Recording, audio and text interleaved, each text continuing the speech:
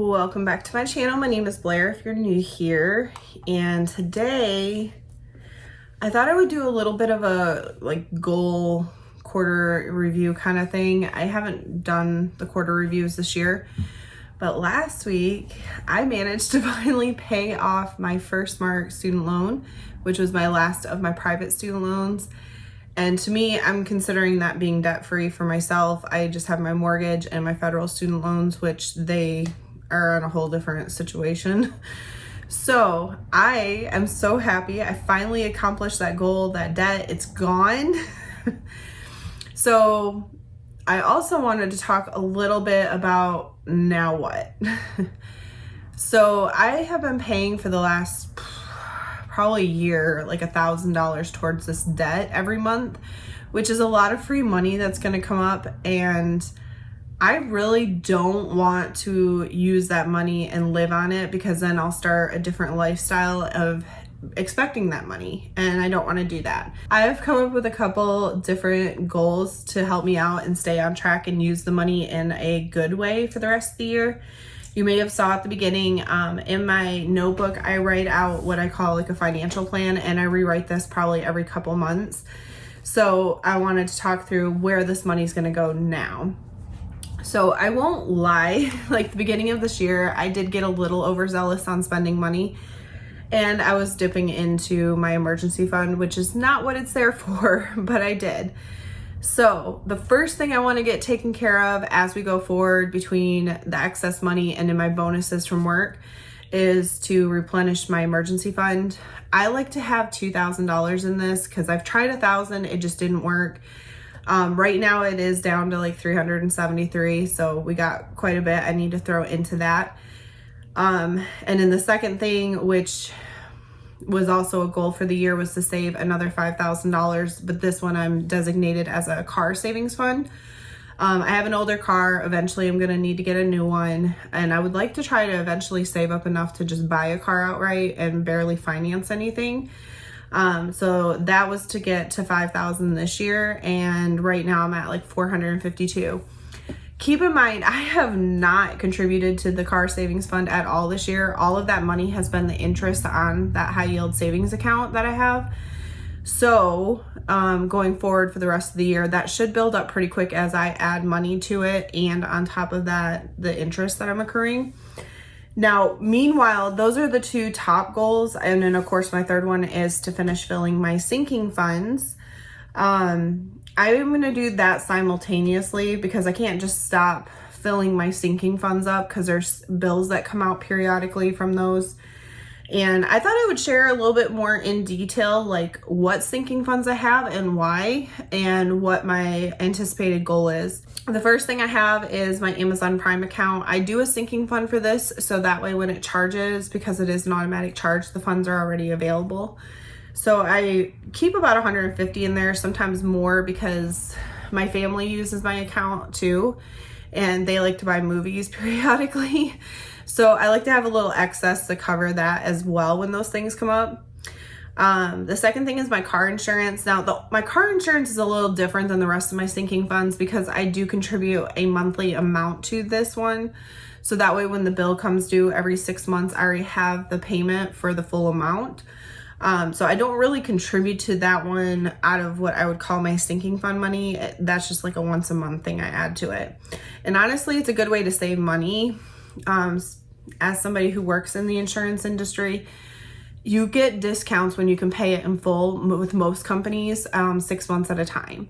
So I just paid it all up front the first time I set it up, and then I just contribute whatever that amount is into the sinking fund every month. So when the next one's due, it's there. The next one is my car registration maintenance. So I try to keep like $300 in this one. This covers like my tags and registration once a year, and then any oil changes, car maintenance that comes up, that kind of stuff. Sometimes I need more than that, sometimes I don't. So I just aim for 300 and then replenish it as I use it. The next one is Christmas. The past few years I've been saving about $1,000 for Christmas, but last year I decided to up that to $1,500.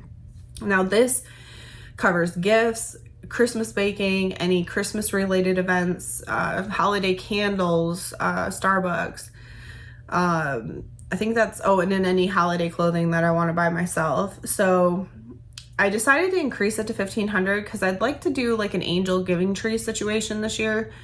And I wanted to make sure I had the funds ahead of time to do that for a child. So we're going to try and bump that up to $1,500 this year.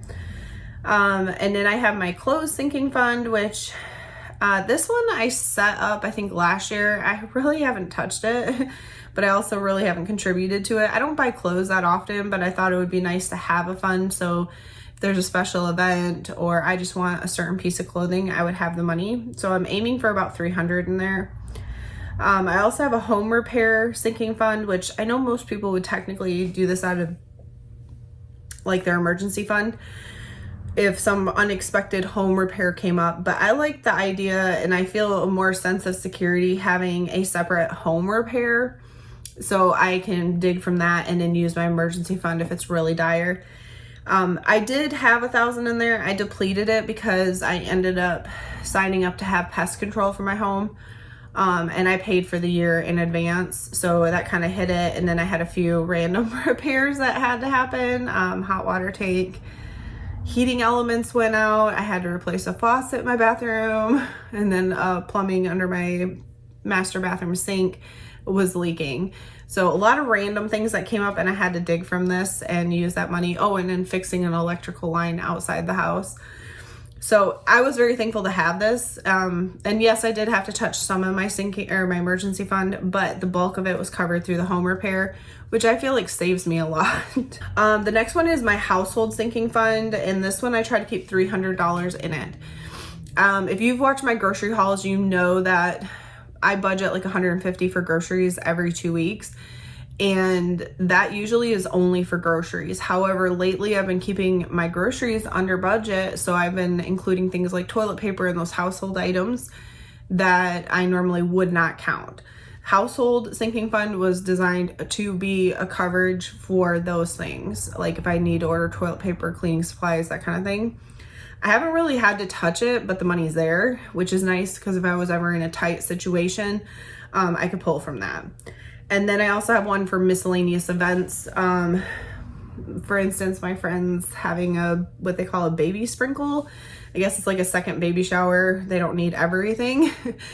But like in the past, it was my friend's weddings, things like that, where I had to buy like bridesmaids dresses and different events that I had to be able to attend gas-wise. And so miscellaneous event, and gifts. I also use this for gifts. So Mother's Day, Father's Day, birthdays, that kind of stuff. I can pull from this and I just keep replenishing it. That way I have the money on hand when those things unexpectedly pop up or I forget about them.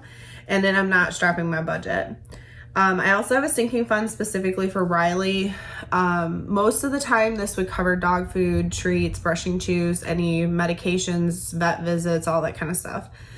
I haven't had to touch it as much for dog food and things like that. So it's been predominantly anything medically related, which he has, it's filled right now, but he has his vet appointment next month. And I know that will get completely depleted and I'll have to start over refilling it because he's got to get shots and blood work and all that stuff. So I have that one. I set a travel one. I have not saved any money in this. I really don't have much intention of travel right now because my main focus has always been on paying off my debt.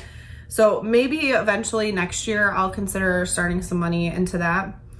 I also have a sinking fund for winter gas. Where I live, we only deal with the cold temperatures and running the heat for maybe, I would say 3 or 4 months. Because of that, the winter gas bills jump. Like I'm used to paying $12 a month throughout the winter or summer. So when winter comes, I've had bills as high as almost $300, depending on where the temperatures are and where the heat has to run. So what I do is out of my budget, I set myself a limit of $50 that I will pay towards my gas bill. So, and most of the time it's less than that, but you know, when the winter bills get high, I go ahead and pay my $50 and then I use a sinking fund to cover the difference. And I've had to up it a little bit because the prices of the natural gas have gone up, But this year my goal is to hit 600 to cover that difference. And then usually things trickle back down because I go into summer months and then switching to AC again. So that one's been really helpful, and I do use that one every winter and refill it.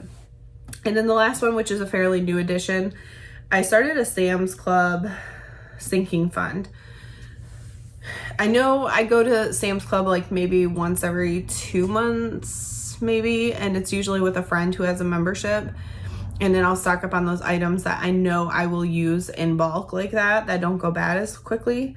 But I'm trying to save up $250 because eventually I would like to buy my own membership, and I would also like an extra cushion in there to cover the cost of those, once every 2 month shopping trips, because they are expensive and I don't want that to be considered part of my grocery budget.